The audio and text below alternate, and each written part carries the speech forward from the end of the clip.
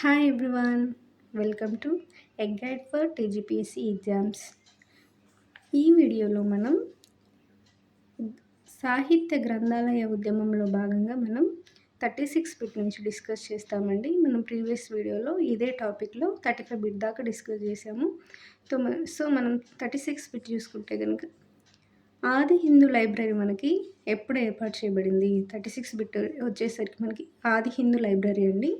ఈ ఆది హిందూ లైబ్రరీ ఎప్పుడు స్థాపించబడింది అంటే 1926లో హైదరాబాద్లో స్థాపించబడింది. ఎవరు స్థాపించారు? బిఎస్ వెంకట్రావు. నెక్స్ట్ వచ్చేసరికి దక్కన్ వైశ్య సంఘం గ్రంథాలయము ఎవరు స్థాపించారు? ఎప్పుడు స్థాపించారు? మనకి దక్కన్ వైశ్య సంఘం గ్రంథాలయం అనేది 1926లో స్థాపించబడిందండి. నెక్స్ట్ వచ్చేసరికి మనకి జోగిపేట గ్రంథాలయం ఎక్కడ స్థాపించారు? మెదక్లో. జోగిపేట గ్రంథాలయం మెదక్లో స్థాపించారు. ఏ ఇయర్ అంటే 1930లో. నెక్స్ట్ బిట్ వచ్చేసరికి మనకి విద్యాభివర్ధిని గ్రంథాలయము ఎక్కడ స్థాపించారు? విద్యాభివర్ధిని గ్రంథాలయము ఎక్కడ స్థాపించారు అంటే కరీంనగర్లోని తోటపల్లి గ్రామంలో స్థాపించారండి. ఏ సంవత్సరం అంటే మనకి 1939. ఎవరు స్థాపించారు? బోయినపల్లి వెంకటరామారావు. ఈ గ్రంథాలయానికి అనుబంధంగా ఈ విద్యాభివర్ధిని గ్రంథాలయానికి అనుబంధంగా ఒక సంచార గ్రంథాలయాన్ని, ప్రాచ్యలిఖిత పుస్తక భాండాగారాన్ని ప్లస్ వయోజన మరియు హరిజన పాఠశాలల స్థాపనను చేశారండి. ఈ గ్రంథాలయానికి అనుబంధంగా ఏ గ్రంథాలయానికి? విద్యాభివర్ధిని గ్రంథాలయానికి అనుబంధంగా సంచార గ్రంథాలయము, ప్రాచ్యలిఖిత పుస్తక భాండాగారము, వయోజన మరియు హరిజన పాఠశాలలు స్థాపించారు. నెక్స్ట్ బిట్ వచ్చేసరికి మనకి గాంధీ గ్రంథాలయం ఎక్కడుంది? గాంధీ గ్రంథాలయం ఎక్కడ స్థాపించారండి? హన్మకొండలో 1940లో. ఎవరు స్థాపించారు అంటే బండారు నాగభూషణ్ రావు. నెక్స్ట్ బిట్ వచ్చేసరికి మనకి రైతు గ్రంథాలయాన్ని ఎక్కడ స్థాపించారు? రైతు గ్రంథాలయం మనకి చిలుకూరులో 1941లో రావి నారాయణ రెడ్డి స్థాపించాడు. నెక్స్ట్ బిట్ వచ్చేసరికి శ్రీ హనుమాంధ్ర గ్రంథాలయము ఎక్కడ స్థాపించారు? శ్రీ హనుమాంధ్ర గ్రంథాలయము ఖమ్మంలోని ములకపల్లి గ్రామంలో స్థాపించారండి. ఎవరు స్థాపించారు అంటే ఆంధ్ర సారస్వత పరిషత్ స్థాపించింది 1943లో. నెక్స్ట్ బిట్ వచ్చేసరికి మనకి వివేక వికాసి గ్రంథాలయం ఎక్కడ స్థాపించారు? వివేక వికాసి గ్రంథాలయము సూర్యాపేటలోని పిల్లల మర్రిలో స్థాపించారు 1943లో. ఎవరు స్థాపించారు అంటే ఉమ్మెత్తుల రామానుజరావు. నెక్స్ట్ బిట్ వచ్చేసరికి మనకి తెలంగాణ తొలి సంచార గ్రంథాలయాన్ని ఎక్కడ స్థాపించారు? సో ఇది తెలంగాణలోనే తొలి సంచార గ్రంథాలయం అండి. దీన్ని టీకే బాలయ్య గారు నిజామాబాద్ జిల్లాలో ఆర్మూర్ తాలూకాదారి అండి టీకే బాలయ్య. సో మనకి ఇది తొలి సంచార గ్రంథాలయాన్ని తెలంగాణలోనే ఫస్ట్ సంచార గ్రంథాలయాన్ని ఎవరు స్థాపించారు అంటే టీకే బాలయ్య. నెక్స్ట్ వచ్చేసరికి అర్జున పుస్తక భాండాగార్ ఎక్కడ స్థాపించారు? అర్జున పుస్తక భాండాగార్ సూర్యాపేటలో స్థాపించారు. ఎవరు స్థాపించారు అంటే ధర్మభిక్ష మరియు కన్నయ్య అనే వ్యక్తులు అర్జున పుస్తక భాండాగారాన్ని స్థాపించారు. నెక్స్ట్ వచ్చేసరికి నిజాం రాష్ట్ర గ్రంథాలయ మహాసభలు మనకి ఎక్కడెక్కడ జరిగాయని చూసుకుంటే నిజాం రాష్ట్ర గ్రంథాలయ మహాసభలు మనకి ఫస్ట్ మహాసభ వచ్చేసరికి మదిరాలో జరిగిందండి 1925లో. దీనికి అధ్యక్షులు ఎవరు అంటే పింగళి వెంకటరామిరెడ్డి. ఆహ్వాన సంఘం అధ్యక్షులు ఎవరు అంటే మాడపాటి తిరుమల రావు. ఈ నిజాం రాష్ట్ర గ్రంథాలయ రెండవ మహాసభ ఎక్కడ జరిగింది? మొదటి మహాసభ మదిర అనుకున్నాం కదా అండి. రెండవ మహాసభ సూర్యాపేటలో మనకి 1928లో జరిగింది. దీనికి అధ్యక్షులు ఎవరు అంటే వామన్ నాయక్ అధ్యక్షుడు. మనం 48 బిట్ నుంచి సాహితీ సంస్థల గురించి డిస్కస్ చేస్తామండి. సో మనకి 48 బిట్ వచ్చేసరికి గోల్కొండ కవుల సంచిక మనకి 354 మంది పండితుల రచనలతో మనకి 1934లో సురవరం ప్రతాపరెడ్డి ప్రచురించాడని గుర్తుంచుకోవాలి. గోల్కొండ కవుల సంచిక ఎంతమంది పండితుల రచనలతో అంటే 354 కవి పండితుల రచనలతో. ఏ సంవత్సరం నుండి? 1934లో. ఎవరు ప్రచురించారు? సురవరం ప్రతాపరెడ్డి. నెక్స్ట్ వచ్చేసరికి కనకతార నాటకం చందాల కేశవదాసు రచించాడండి. కేశవదాసు కనకతార నాటకం చందాల కేశవదాసు ఏ సంవత్సరంలో నటించాడంటే ఏ సంవత్సరంలో దీన్ని రచించాడు అంటే 1911లో. ఈ నాటకమే ఈ కనకతార నాటకం మనకి ఆధునిక నాటక రచనకు పునాది అని గుర్తుంచుకోవాలి. ఆధునిక నాటక రచనకు పునాది ఏంటి? కనకతార నాటకం. నెక్స్ట్ బిట్ వచ్చేసరికి ప్రగతి బాల సరస్వతి పత్రికలు ఎవరు స్థాపించారు అంటే మనకి ప్రగతి బాల సరస్వతి అనే పత్రికలు కోదాటి నారాయణరావు స్థాపించాడు. నెక్స్ట్ బిట్ వచ్చేసరికి మనకి శ్రీ ప్రగతి కోసం హితబోధిని పత్రికలో పద్యాలు రాసింది ఎవరు? శ్రీ ప్రగతి కోసం మన హితబోధిని పత్రికలో పద్యాలు రాసింది రత్నమాంబ దేశాయ్ అనే మహిళ అని గుర్తుంచుకోవాలి. నెక్స్ట్ బిట్ వచ్చేసరికి పాషం నారాయణ రెడ్డి రచనలు ఏంటి? పాషం నారాయణ రెడ్డి యొక్క ముఖ్యమైన రచనలు 1 దయానంద సరస్వతి జీవిత చరిత్ర, 2 త్యాగమూర్తులు, 3 సదాశివరెడ్డి అని 3 రచనలు ఇంపార్టెంట్ అండి పాషం నారాయణ రెడ్డి యొక్క రచనల్లో. ఈ సదాశివరెడ్డి ఎవరు అని అంటే మనకి పాపన్నపేట సంస్థానాధీశుడు అని గుర్తుంచుకోవాలి. నెక్స్ట్ బిట్ వచ్చేసరికి మనకి 53 అండి. సాహితీ మేఖల ఎప్పుడు స్థాపించారు అని అంటే మనకి 1936లో నల్గొండలో అంబటిపూడి వెంకటరత్నం స్థాపించాడండి. ఈ సాహితీ మేఖల అనేది మనకి మొదటి సాహిత్య సంస్థ అనేది గుర్తుంచుకోవాలి. నెక్స్ట్ బిట్ వచ్చేసరికి మనకి సాహితీ మేఖల ప్రచురించిన గ్రంథాలు ఏంటి? చూసుకుంటే కనుక 1 దాశరథి కృష్ణమాచార్యులు రచించినటువంటి అగ్నిధార, మరియు అంబటిపూడి వెంకటరత్నం రచించినటువంటి తర్కభాష, మరియు పున్న అంజయ్య రచించినటువంటి నీలగిరి కవుల సంచిక, మరియు పుల్జాల్ గోపాలరావు రచించినటువంటి ఖడ్గ తిక్కన అనేవి మనకి ఈ సాహితీ మేఖలు ప్రచురించిన గ్రంథాలు. సో ఏ గ్రంథాలను ప్రచురించింది అనే దానికంటే కూడా ఏ గ్రంథాలను ఎవరు రచించారనేది ఇంపార్టెంట్ కాబట్టి ఎవరు ఇక్కడ ముఖ్యులు ఎవరు, వారు రచించినటువంటి రచనలు ఏంటి అనేది మనం బాగా గుర్తుంచుకోవాలి.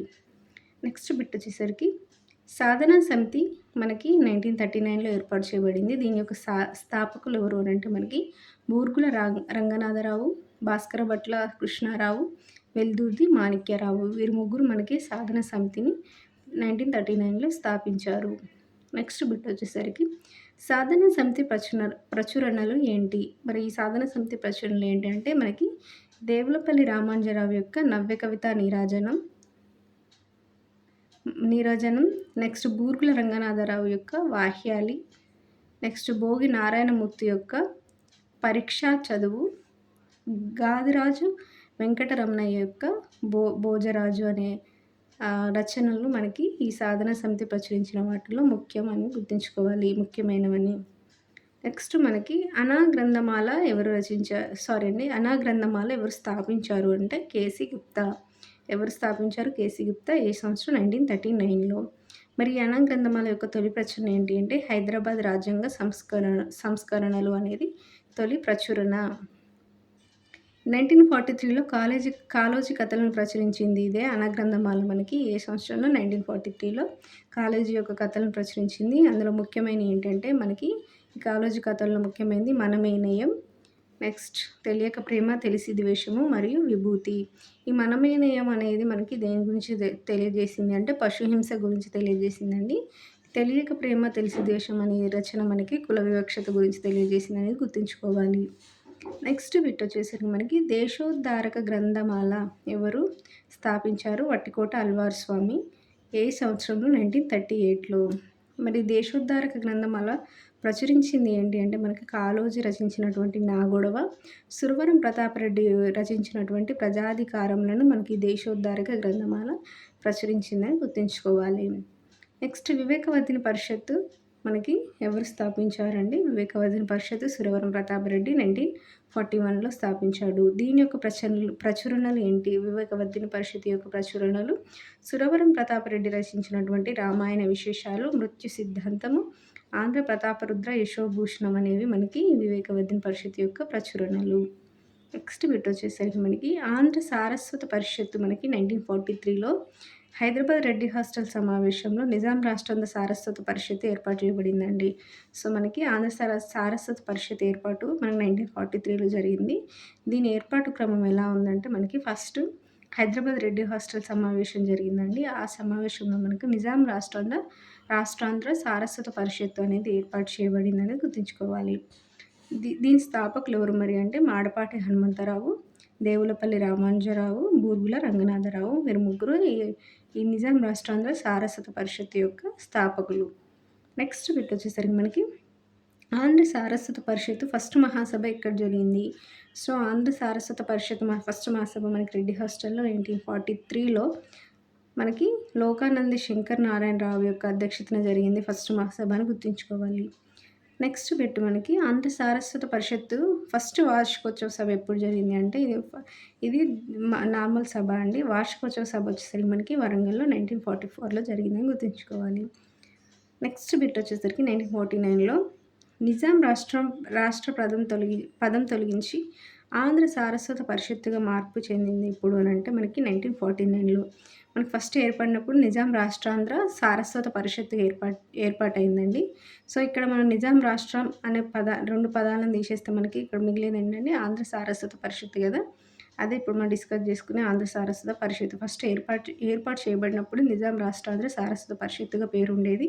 మనకు 1949 వచ్చేసరికి మనకి నిజాం రాష్ట్ర పదం అనేది తొలగించి ఆంధ్ర సారస్వత పరిషత్తుగా మారిందనేది గుర్తుంచుకోవాలి. మనకి ఆంధ్ర సారస్వత పరిషత్తు ఏ సంవత్సరంలో ఏర్పాటు చేయబడిందంటే 1943లో. ఎలా ఏర్పాటు చేయబడింది ఏ పేరుతో అంటే నిజాం రాష్ట్రాంధ్ర సారస్వత పరిషత్తు పేరుతో. మరి ఏ సంవత్సరంలో మనకి ఈ నిజాం రాష్ట్రాంధ్ర సారస్వత పరిషత్తు ఆంధ్ర సారస్వత పరిషత్తుగా మారింది అంటే 1949లో. 1943-49లో మనకి ఈ చేంజ్ వచ్చిందనేది గుర్తుంచుకోవాలి. నెక్స్ట్ బిట్ వచ్చేసరికి మనకి ఆంధ్ర సారస్వత పరిషత్తు ప్రచురించిన 3 రకాల గ్రంథాలు ఏంటి అని అంటే మనకి ఇది 3 రకాల గ్రంథాలను ప్రచురించిందండి. అందులో ఒకటి పండిత సారస్వతం, 2 ప్రజా సారస్వతం, 3 బాల సారస్వతం అనే 3 రకాల గ్రంథాలను మనకు ఇది ప్రచురించింది. అందులో భాగంగా మనకి నెక్స్ట్ బిట్‌లో పండిత సారస్వతంలో భాగంగా ఏమేమి ప్రచురించింది? ఈ పండిత సారస్వతంలో మనకు భాగంగా సూర్యనారాయణ శాస్త్రి రచించినటువంటి కావ్యాలంకార సంగ్రహము, బూర్గుల రామకృష్ణారావు రచించినటువంటి సారస్వత వ్యాసముక్తావళి, దివాకర్ల వెంకట అవధాని రచించినటువంటి సాహిత్య సోపానాలు ఆంధ్ర వాగ్మయ చరిత్ర, రాళ్లపల్లి అనంతకృష్ణ శాస్త్రి రచించినటువంటి శాలివాహన గాథ, సప్తశతిసారము అనే గ్రంథాలని మనకి ఈ పండిత సారస్వతంలో భాగంగా మనకి ఆంధ్ర సారస్వత పరిషత్తు ప్రచురించింది అని గుర్తుంచుకోవాలి. నెక్స్ట్ బిట్‌లో మరి ప్రజా సారస్వతం కింద ఏమేమి ప్రచురించింది గ్రంథాలు, బాల సారస్వతం కింద ఏమేమి ప్రచురించింది అనేది చూసుకుంటాం. నెక్స్ట్ బిట్‌లో మనకి 66 అండి. ప్రజా సారస్వతంలో ప్రచురణలు ఏంటి? సో, ఇప్పుడు మనం నెక్స్ట్ అదే చూసుకుంటామని అనుకున్నాం కదా అండి. ప్రజా సారస్వతంలో ప్రచురణలు ఒకటి సురవరం ప్రతాపరెడ్డి రచించినటువంటి ఆంధ్రుల సాంఘిక చరిత్ర, నెలటూరి వెంకయ్య రచించినటువంటి ఆంధ్రుల చరిత్ర, మరియు కృష్ణశాస్త్రి రచించినటువంటి పల్లె పదాలు, స్త్రీల పౌరాణిక పాటలు అనేవి మనకి ప్రజా సారస్వతంలో భాగంగా ఆంధ్ర సారస్వత పరిషత్తు ప్రచురించింది. మరి బాల సారస్వతంలో ఏమేమి ప్రచురణలు ఉన్నాయి అంటే మనకి దేవులపల్లి రామానుజరావు యొక్క మన దేశం అనే రచన, గడియారం రామకృష్ణ శర్మ యొక్క వీరగాథలు అనే రచన, ఆదిరాదు వీరభద్రరావు యొక్క మిఠాయి చెట్టు అనే రచనలు మనకి బాల సారస్వతంలో భాగంగా ప్రచురించింది ఏంటి అంటే మనకి ఆంధ్ర సారస్వత పరిషత్తు. నెక్స్ట్ బిట్ వచ్చేసరికి మనకి ఆంధ్ర సారస్వత పరిషత్తు ప్రచురించిన పత్రిక ఏంటి? మనకి ఇవన్నీ ప్రచురణలండి. మరి ఇది ఒక పత్రికను కూడా ప్రచురించింది, అది ఇంపార్టెంటు. ఆంధ్ర సారస్వత పరిషత్తు ప్రచురించిన పత్రిక ఆంధ్రశ్రీ అనేది చాలా చాలా ఇంపార్టెంట్. ఆంధ్రశ్రీ అనే పత్రిక మనకి ఎవరు ప్రచురించారు? ఆంధ్ర సారస్వత పరిషత్తు. ఇవే కాకుండా మనకి ఇతర సాహిత్య సంస్థలు చూసుకున్నట్టయితే ఒకటి నవ్య సాహితీ సమితి ఇంపార్టెంట్ అండి. ఈ నవ్య సాహితీ సమితిని మనకి రావి నారాయణ రెడ్డి స్థాపించాడు. నెక్స్ట్ వచ్చేసరికి వైతాళిక సమితి. ఈ వైతాళిక సమితి వచ్చేసరికి మనకి కాళోజీ నారాయణరావు స్థాపించాడు అనేది గుర్తుంచుకోవాలి. సో, ఇక్కడితో మనము 70 బిట్స్ కవర్ చేసామండి ఈ టాపిక్‌లో. ఈ టాపిక్‌ని నేను చాలా సింప్లిఫై చేసి మీకు ఈజీగా అర్థం అవ్వాలని చెప్పి చాలా కష్టపడి నేను బిట్స్ ప్రిపేర్ చేశాను అండి. ఏ ఇంపార్టెంట్ బిట్‌ని మిస్ అవ్వకుండా. సో, ఇది మీ అందరికి ఉపయోగపడుతుందని నేను ఆశిస్తున్నాను. Thank you.